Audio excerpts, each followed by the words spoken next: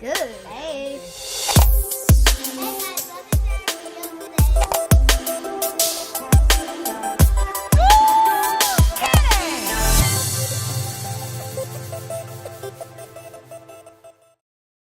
Hi, welcome back to Grit Parent. I am Grit Mom, and I'm here with an amazing, dynamic, my favorite social studies teacher. To watch him work is magic. His students would agree with me. He is the most creative, dynamic teacher that I've ever known, Gianni Clarkson. Wow, that's really humbling. Thank you so much. I really appreciate it. So I put something on my social media about having your children learn how to cook independently. And because we're teachers, we're going to differentiate for you. So we broke it up into 3 meals, breakfast, lunch, and dinner, that your children can cook independently of you. And some ideas. If you find other things, great. But we're going to leave you with 3. And those age groups are 4 to 7. 8 to 12, and 13 to 18.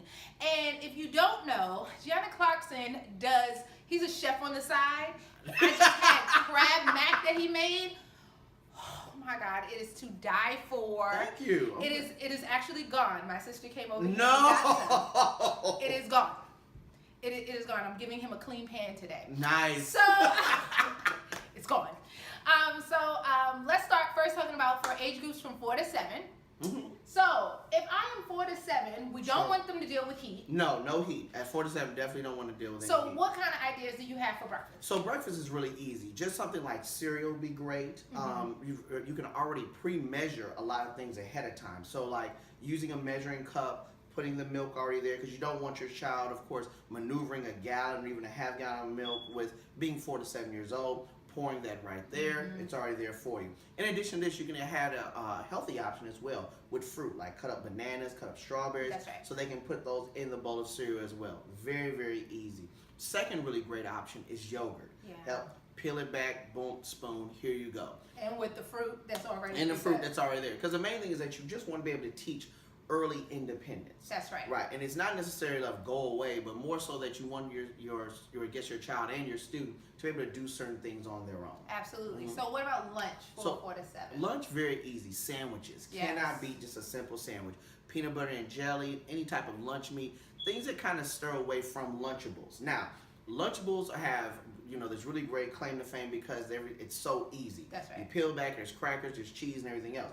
But people don't really pay attention to all the additional things that are there. Like there's a piece of candy that is in there. There's drinks that are full of sugar. There are not a lot of healthy fruit options that are in there as well. So with making sandwiches, it's independence. Here you can take just like a dull knife, like a butter knife. That's right. You can spread peanut butter, spread jelly. And even what you can do is there are a set of knives that they have available. And these are just called Junior Chef sets of knives. They're like blue, they're plastic, where they can even cut the sandwich themselves. Or take a cookie cutter. This is really fun, right? Take a cookie cutter, boom, boom, place it right in the center, cut everything out, and you can make some really cool designs. That's nice. So, what about dinner? It's kind of a struggle at that age. So, of course, no heat. Like your child at 4 to 7 is not making you filet mignon. It's not out of the question. Can't do it. But what they can do is a very simple house salad. Okay. Now, if you have a huge Tupperware bowl, right, they can, of course, take lettuce, tomatoes, things that are already cut up and prepared, some cucumbers, some shredded cheese. Take a dressing that everyone likes, close it, shake, shake, shake, and of course flip, and then of course they can serve out from there. Oh, good. So let's move on to the next age group, 8 to 12. So at this age, we kind of want to introduce heat. Right. So what kind of breakfast options do you have from 8 to 12? Right. So as we're introducing heat, we don't want anything on high yet. So kind of more so low to medium. Scrambled eggs. And the reason why I know, scrambled eggs. Here, so when you're cracking an egg on a bowl, very easy. Now, mind you, there will be some trial and error. Yes. There will be some shells, and hey, you can tell them how to pick the shells out and everything else. But most importantly, as they're scrambling and everything else, and they're pouring, things that are cooked at a low to medium heat, I call these forgiveness foods. Forgiveness foods. As in, like, that, hey, if you're not paying attention, something goes wrong, the food will still be okay and everything. So it's not like, all right, try it again. But no, there's things that are still available and everything. So once things are scrambled, of course, show them how to push things to the center of it. And the main thing is that teaching them at this technique, which is called pan to plate. Taking the frying pan, flipping over to the plate, putting it back on the eye. Okay, so what about pre-made Eggos, pre-made French toast, pre-made pancakes? I mean, I could just tell them how to put it in the microwave or how to put it in the oven. What's wrong with that? So it's not a problem, but when you're doing it on a redundant basis, those things are not necessarily the most healthiest of choices. So of course, a Pop-Tart. Yeah, I love Pop-Tarts like anybody else, but is it the healthiest option? No. But you want to kind of start teaching children how to cook at an early age, because what happens is it helps them to start falling out of love with fast food. You want them to be able to understand that their food is better. Like, hey, we're healthier, better, more fun options, and you can do more creative things at home. So starting this early is a better thing, instead of all of this, hey, let's go pick this, let's make this fast, let's cut that as Okay, so we have breakfast and scrambled eggs. What are other breakfast options? So you can even do like maybe a French toast.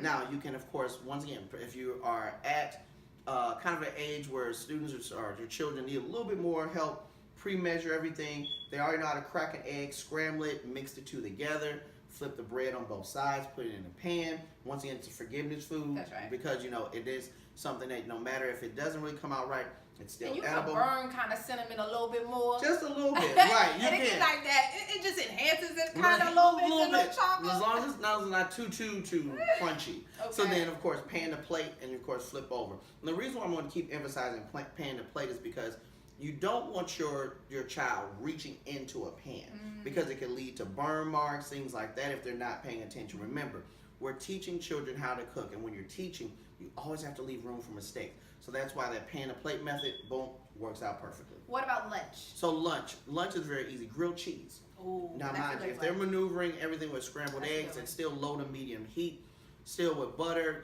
once again paying attention, the spatula, you can flip things easy, once again pan to plate yet again to get it out of there.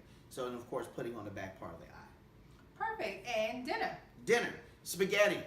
Oh. Classic, it's a favorite. Okay, now walk me through how the spaghetti thing So, you're going, once again, of course, teaching your child how to maneuver heat, right? So Yes. heat is going to jump up a little bit. Okay. Turning it to boiling water, teach them how to crack away, so anything that does, when noodles do crack, they don't pop back on you, that they're going, any excess is going right into the water, dropping, letting it sit, turning, of course, away, not into you, because that's a major thing. And then from there, this is where adults, you might need to jump in, of course, when you're dumping that pasta, right? Yeah. So you want to dump it, pasta, show them how to wash off your noodles afterwards, because a lot of people don't wash off your noodles. You're supposed to wash off your noodles anytime you boil spaghetti. Okay. And then from there on, heating up the sauce, roll, and you're good to go. So this is a vegan spaghetti. Right, now mind you, if you wanted to add, like, of course, any kind of like protein, whether it be chicken or whether it be beef, that's something where the adult's going to have to jump in. But as the spaghetti becomes a little bit more sophisticated, you can actually do a baked spaghetti as well too. Oh. So any kind of like, guess Pyrex dish that you have, maybe putting the spaghetti down, putting a little cheese on it, kind of a makeshift lasagna, boom, and there you go. All right, so let's move on to 13 to 18. What breakfast options do you have for them? So 13, 18, you have way more sky's options. the limit. Sky You're is the mini limit. chef. Right, so at 13, 18, what about an omelet? Oh. And this is going to be fun because once I again... don't know how to make no omelet. No, yes you do. No, it never really, without collapsing. It's the pan. It's the pan. Oh, It's a little pan, a little butter. That's it. okay. So what is it? You're going to just tell them how to just use a pan and basically any kind of cooking spray responsibly, right? Okay. Coating all the way in. Of course, what you want to do is a spiral technique. When you see people, when they are putting on cooking spray, they usually just do this, right? Uh-huh. And it's like, that's the worst thing ever because all you're doing is getting the edges of your pan. Okay. You spiral in. Oh, By okay. doing that, you're allowing the whole pan, right? Okay. Letting the whole dish to be coated, scrambling your eggs, letting them on a low heat like we did for our scrambled eggs, having them watch it a little bit because the corners are there, flip and there, cooking on that side. Once again, pan to plate, done and done. And you could really now at this age make your own pancake, huh? Right. So pancakes is fun too. Now, I know you're gonna love this. You being, of course, is a phenomenal math teacher. Is that there's a lot of measurement that goes in place. Not if you use HMM. No, but HMM used to. But you guys still know how. You just know when the thickness of it. Okay, what kind of how thick do you want your pancake? But how you gotta. thick do you want your pancake? But you need to know, at least, of course, how much water are you adding in, using a measuring cup and everything. See, he makes his pancakes from scratch, Don't do that. and a lot of people do. Go ahead. But no, you can add, of course, like cinnamon and sugar, of course, a little bit of nutmeg to, of course, enhance flavors. If you want to go ahead and, kind of teach them some interesting things they can do with flavors. Melted butter goes into, of course, the batter. That, of course, doesn't allow it to stick. Once again, when it pours perfectly, circle. Or you also want to maybe get these. They're called perfect pancakes. They're little circles that you can buy. You lift them up, you pour them right in there, right? And that way, when you lift up the metal, the circle's already there for you. So that way, they make perfect pancakes, flip. Once again, pan to plate.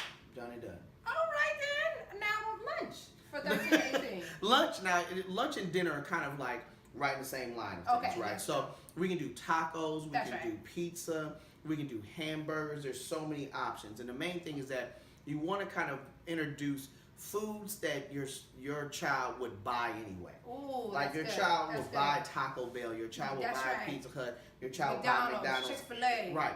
And these are things that immediately, hey, we can do that at home and it'll be more fun and there's so much more leftovers that we can operate with. That's right. So, sliced tomatoes, of course, they might want to up, their use of whatever knife they have, shredded lettuce, cheese, and people can build their tacos, work from there. Even to the fact of where you can do just some basic nachos too, right? So you're taking the ground beef, putting those right there on the plate, shredded cheese, throw them in the microwave, come back out, put it on your fresh lettuce, tomato, maybe a little sour cream. Pizza, very easy. With DiGiorno's having these already pre-made crusts, tomato sauce, cheese, set it, boom, and those directions are right on the back of it, and anyone can make a basic hamburger. Okay, so we talked about different 3 meals that you can give your child from 4 to 7, 8 to 12, and 13 to 18. Now, how do you introduce heat? Right? Because we have a lot of, from 9 to 18, this is when you start introducing heat. Right. What pointers can you give someone who wants to introduce heat? Right, so when you are introducing heat with a stove, you kind of tell students, whatever fear you have, keep that fear. Okay. That's fine. And the reason why I say this is because a lot of really bad mistakes that happen inside of the kitchen with young cooks or young chefs is that you've gotten too comfortable with things. Like, oh, I know what I'm doing. Next thing you know, you're burnt.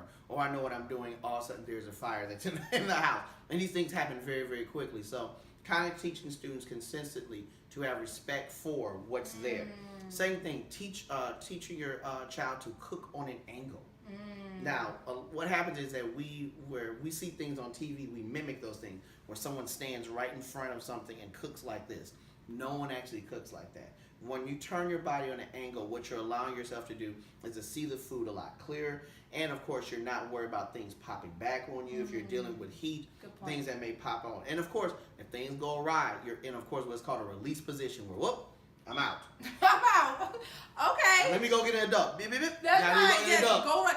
And yes, please do not do. Yes, they are supposed to cook independently, but make sure you have rules of: are they supposed to do these things when you're in the house? Right. Are only cooking with fire allowed when adult is present? Correct. And then all these other things they can do because it's microwave only or cold food only allowed when there's no adult in the house. But having those parameters, definitely. Right. Like you don't want to come home and then all of a sudden there's a fire chief in front of your house, and it's because you didn't set those parameters. So going ahead is that you want to build confidence, but also confidence with caution. Well, then I don't want the parents to get fearful, right? Right. No, don't want that. Because even I had to cook at a younger age, and I'm sure you did too. So, what are the benefits of learning how to cook at these levels? So the benefits is that when you immediately jump into being in adulthood or going away from college, you're learning how to save money very, very easily, right? So we think about how much money you spend on fast food on a regular basis. And I remember looking at my account, and of course my account has this really great pie chart, and I was like, ugh, that fast food budget was a little crucial this past month. But I realized what it was.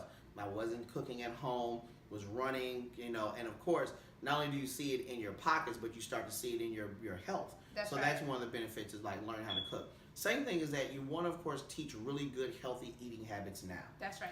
You don't want to have a child that is later on in life having problems doing some basic things, and what you've done is thinking that you're doing things fast and quick. You've indirectly taught some really bad lessons about nutrition, and it's not. And trust me, these are things that all parents are guilty of. I know there's been times when there are moments where I'm like, I should have taken a healthier option here. We went and bought a family pack of tacos for like $14, and when we could have really just got some ground beef, shredded cheese, and it cooked it that night and had leftovers. That's right. It's very, very easy. So thank you, Mr. Gianni Claxton, my favorite history teacher, for stopping in, and part-time chef for stopping in and talk to us about how to get your children what meals to cook or have your children cook independently. So how can we find you? So you can find me on on Instagram at Mr. Clarkson Loves History, and also I'm on Twitter at Mr. Clarkson3. So it's Mr. Clarkson and the number 3. So you have some episodes on IG, though. Yes, I do. So this upcoming summer I'm doing a program which is called History in a Minute with Mr. C. And what we're doing is visiting all the unsung stories that don't get taught a lot inside of history, so inside of just your basic history class. Okay. So the first episode, which I'm really excited about, is about the Negro Motorist Green Book, and it's a book that was created by Victor Hugo Green that helped African Americans travel in the South during the Jim Crow era. And episode 2 comes out this upcoming Thursday, so episodes will be available every Thursday. Nice. Well, great. I hope you all check this out. I'm so glad that he got to sit in with us. So have a good day. Bye.